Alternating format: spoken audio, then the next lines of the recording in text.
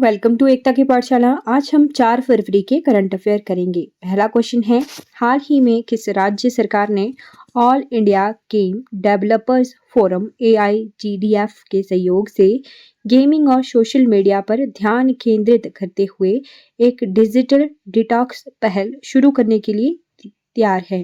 Recently which state government is all set to launch a digital detox initiative focusing on gaming and social media in collaboration with AI India game developer forum. तो ये कर्नाटक सरकार जो है एक digital detox initiative बनाएगी gaming से related. दूसरा question, हाल ही में समुद्री शैवाल की खेती को बढ़ावा देने के लिए राष्ट्रीय सम्मेलन कोटेश्वर कोरी क्रिक किस राज्य में आयोजित किया गया? In which state was national conference on promotion of seaweed cultivation recently held at Koteshwar Kori creek. तो ये गुजरात में हुआ है।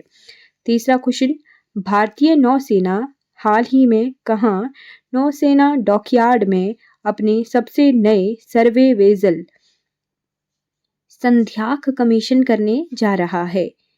India navy is going to recently commission its new surveyor vessel Sandhayak. Surveyor vessel का नाम है Sandhayak at which naval dockyard. तो ये विशाखापट्टनम में संध्याक जो कि सर्वेयर बेस है उसे नौसेना में शामिल कर रहा है।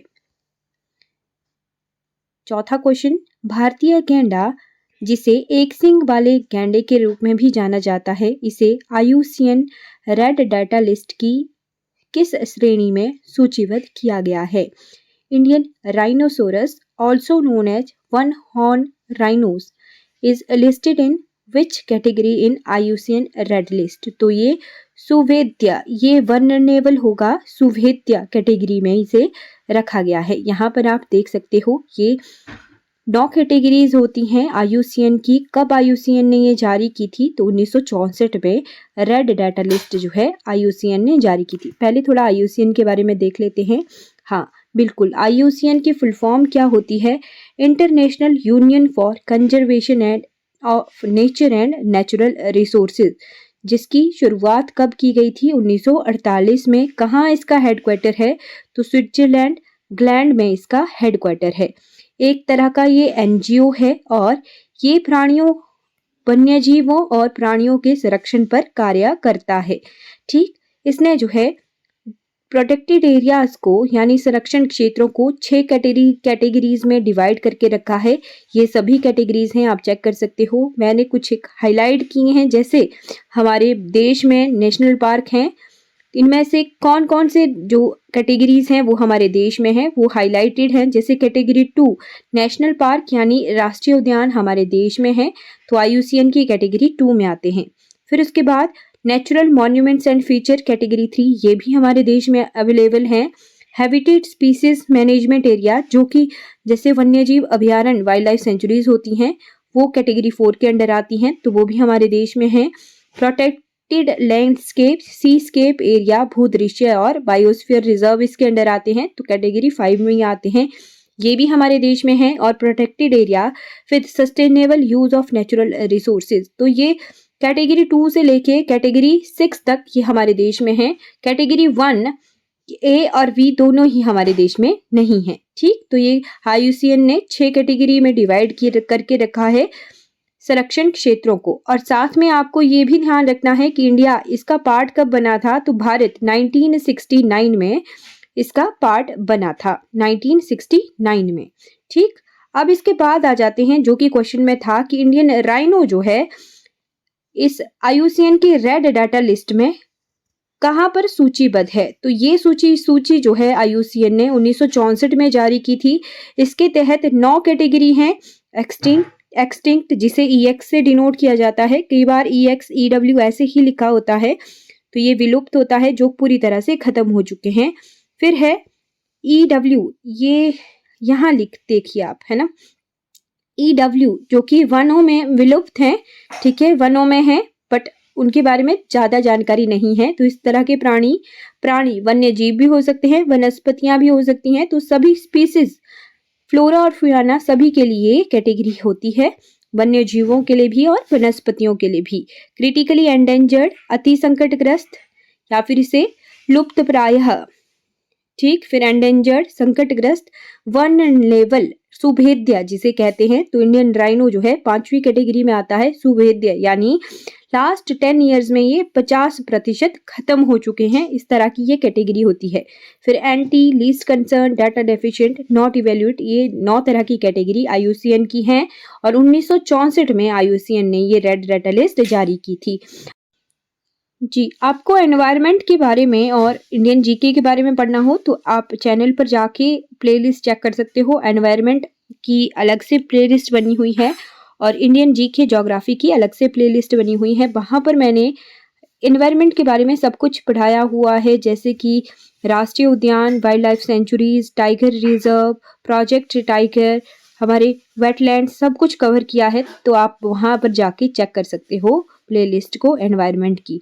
फिर इसके बाद 5वां क्वेश्चन है, हाल ही में भारत ने अंतर्राष्ट्रीय महत्व के वेटलैंड्स की सूची का रामसर सूची में कितने और वेटलैंड जोड़े हैं, जिसे देश में एक ऐसे स्थल की संख्या 80 हो गई है। यानी क्वेश्चन यही है कि भारत में कितने और वेटलैंड जो है जुड़ गए हैं रामसर लिस्ट के तहत। तो टोटल वेटलैंड्स हमारे 80 हो चुके हैं, 5 और जुड़े हैं जनवरी 2023 में और ये टोटल 80 हो गए हैं रामसर आर्द्र भूमियां।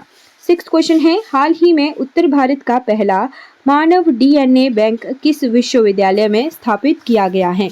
Recently, North India's first human DNA bank has been established in which university? तो ये बनारस हिंदू यूनिवर्सिटी में शुरू किया गया है। 7th क्वेश्चन है, हाल ही में ब्रिक्स समूह के लिए नए आमंत्रित देशों में पश्चिम एशिया से कौन सा देश शामिल नहीं है? Which country from West Asia is not included in the newly invited country to the BRICS group? तो इन तीन चारों में से इराक ब्रिक्स ग्रुप में इनवाइटेड नहीं है, बाकी ये तीनों इनवाइटेड हैं। 8वां क्वेश्चन है, हाल ही में WHO ने 5 देशों को औद्योगिक रूप से उत्पादित ट्रांस फैटी एसिड को खत्म करने में प्रगति को मान्य करने वाले अपने एक पहले प्रमाण पत्र से सम्मानित किया है। इन 5 देशों में निम्नलिखित में से कौन सा देश शामिल नहीं है? Recently, who has awarded 5 countries its first certification validating progress in eliminating industrial produced trans fatty acid? Which of the following country is not included in these 5 countries? तो भारत जो है इन 5 देशों में शामिल नहीं है। सॉरी। 9th क्वेश्चन, जनवरी 2024 में कितने लाख करोड़ रुपए का जीएसटी संग्रह हुआ है? How many lakh crore rupees GST was collected in January 2024? तो ये क्वेश्चन हम पहले भी डिस्कस कर चुके हैं। इसका आंसर रहेगा डी, 1,72,129 करोड़ जीएसटी रेवेन्यू जो है भारत के वित्त मंत्रालय द्वारा इकट्ठा किया गया है जनवरी तक। 10वां क्वेश्चन, केंद्रीय वित्त मंत्री ने कहा कि वर्ष 2024-25 में पूंजीगत व्यय को 11.1% बढ़ा दिया गया है, जो सकल घरेलू उत्पाद जीडीपी का कितना प्रतिशत है? ये क्वेश्चन भी हमारा जो है डिस्कस हो चुका है, ये है 3.14%। 11वां क्वेश्चन है, हाल ही में इब्राहिम इस्कंदर किस देश के नए सुल्तान बने हैं? Recently Ibrahim Iskander has become the new Sultan of which country? तो ये मलेशिया के सुल्तान बने हैं। 12वां क्वेश्चन, हाल ही में संजय वर्मा ने यूपीएससी यानी यूनियन पब्लिक सर्विस कमीशन के सदस्य के रूप में पद और गोपनीयता की शपथ ली है। यूपीएससी के सदस्यों की नियुक्ति किसके द्वारा की जाती है? Recently Sanjay Verma has taken the oath of office and secrecy as a member of UPSC. Who appoints the member of UPSC?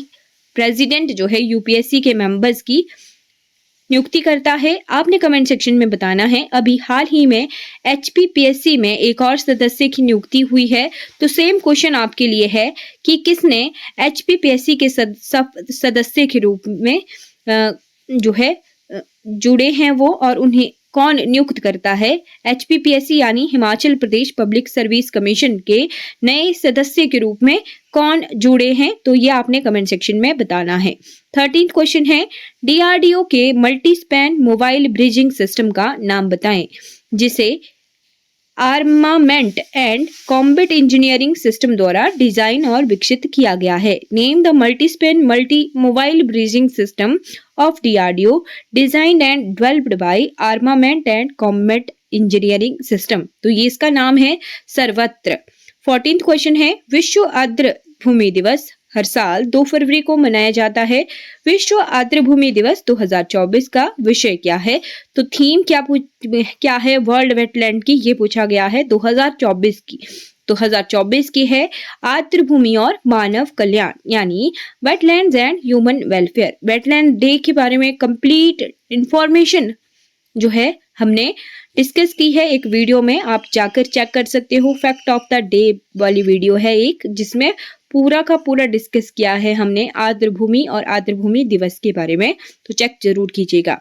15th question है, प्रतिवर्ष कैंसर के बारे में जागरूकता बढ़ाने और इसकी रोकथाम, पहचान और उपचार को प्रोत्साहित करने के लिए विश्व कैंसर दिवस कब मनाया जाता है? When is World Cancer Day celebrated every year to raise awareness about cancer and encourage its prevention, detection and treatment. तो ये 4 फरवरी को मनाया जाता है। आपने कमेंट सेक्शन में बताना है कि वर्ल्ड लेप्रोसी डे कब मनाया जाता है। ये प्रीवियस ईयर में पूछा गया क्वेश्चन है कि विश्व लेप्रोसी दिवस जो है कब मनाया जाता है। कमेंट जरूर कीजिएगा।